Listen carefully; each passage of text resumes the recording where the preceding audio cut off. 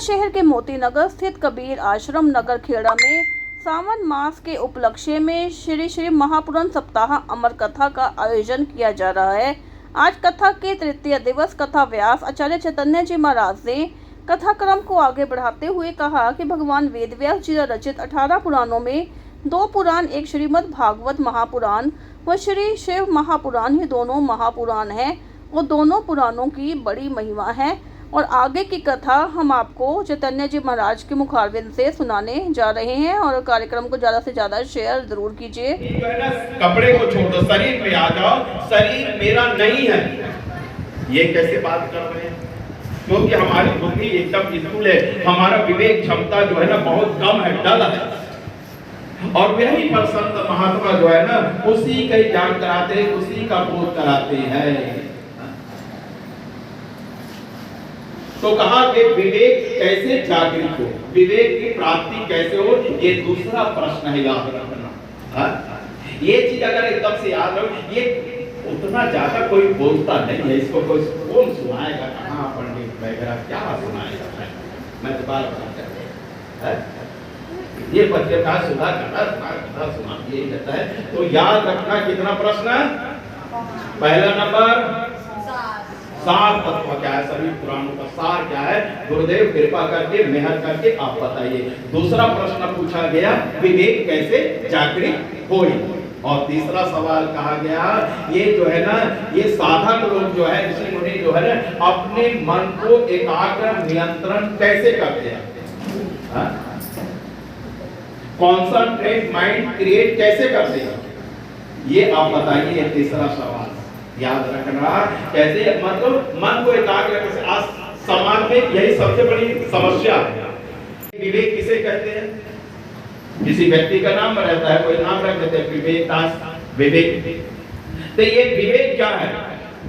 तो शास्त्र में बताया, आद्य गुरु भगवान शंकराचार्य जी ने बताया, नित्यानित्य विवेका।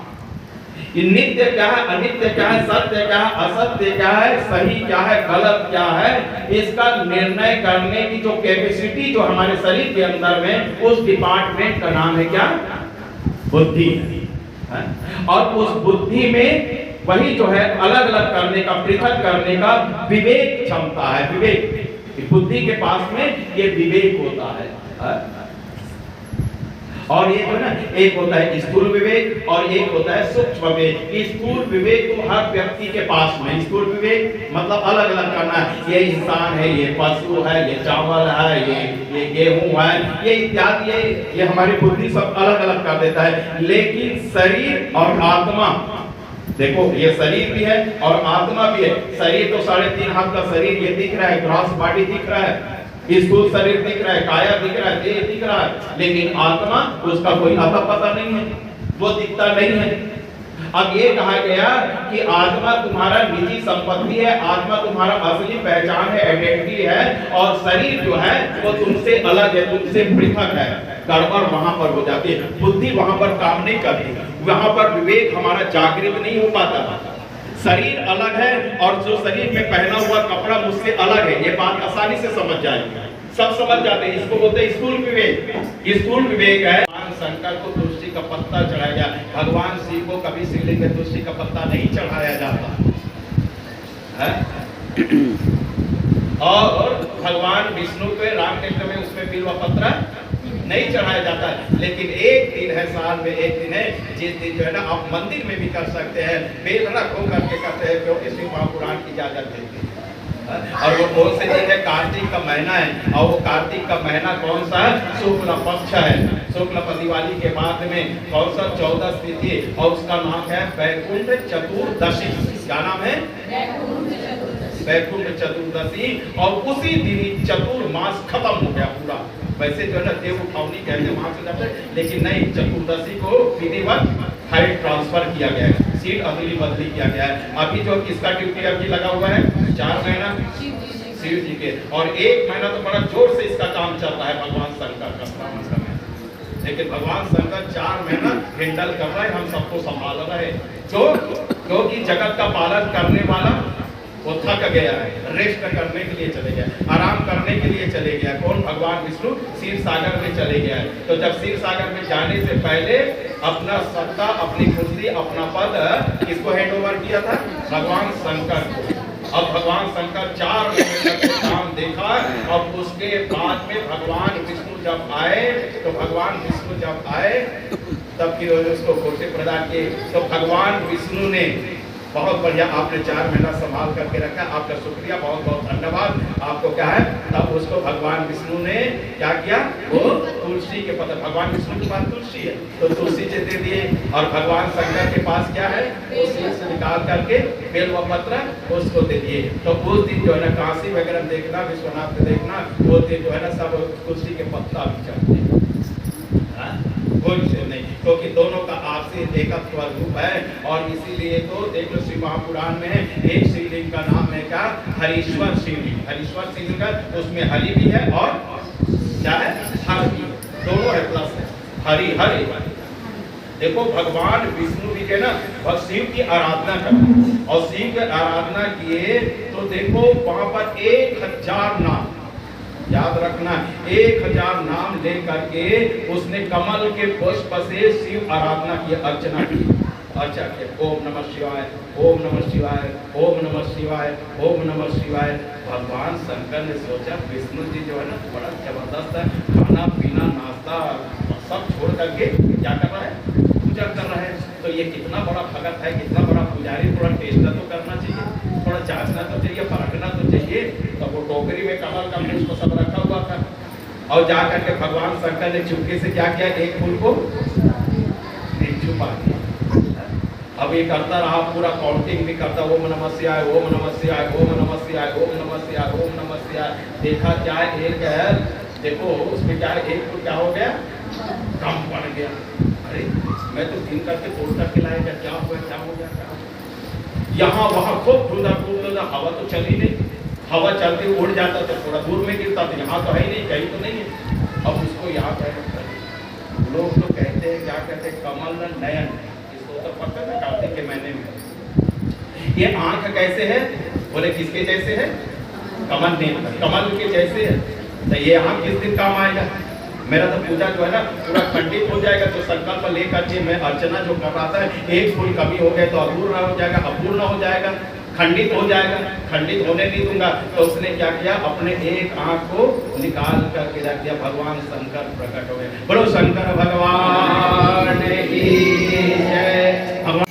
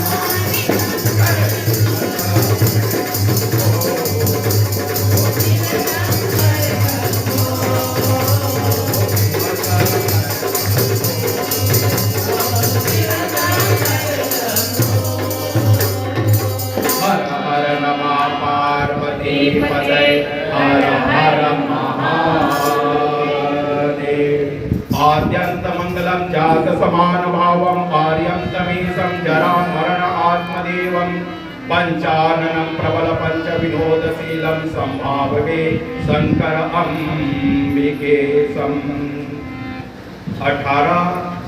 24,000 श्लोकों से युक्त शिव महापुराण का सबसे पहला श्लोक ये है। परमात्मा बोले आदि अंत से रहित है। आदि अंत को कोई जान नहीं सकता, पार नहीं पा सकता।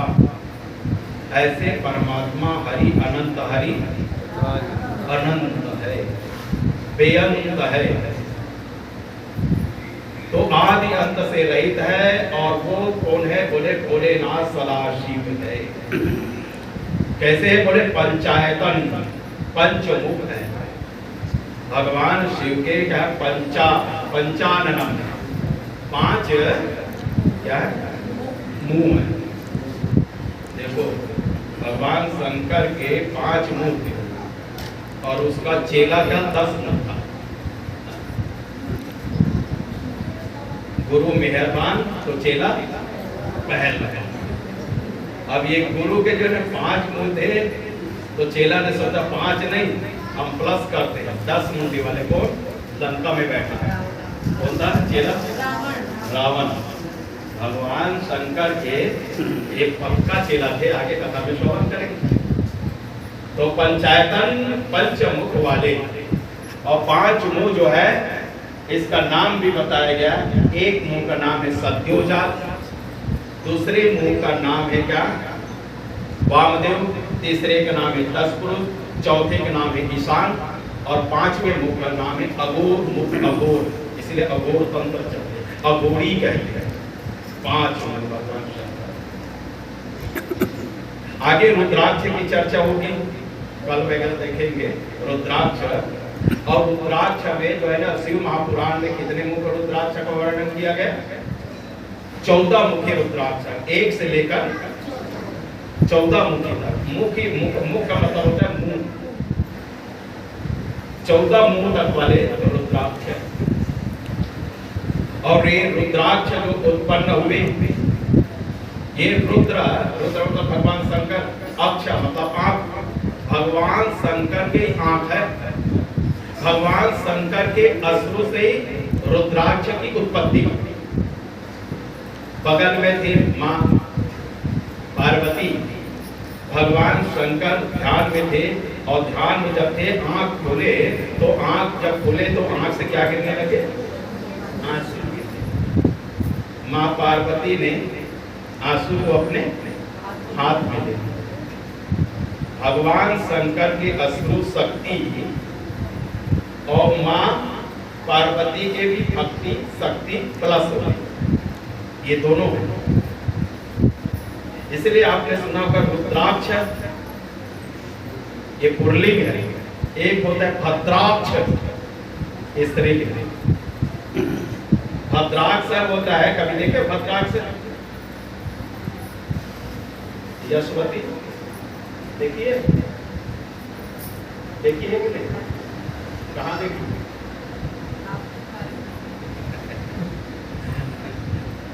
तो ये जो है ना, इसको किसी ने बताया कि भद्राक्ष पहनने से अच्छा हुआ।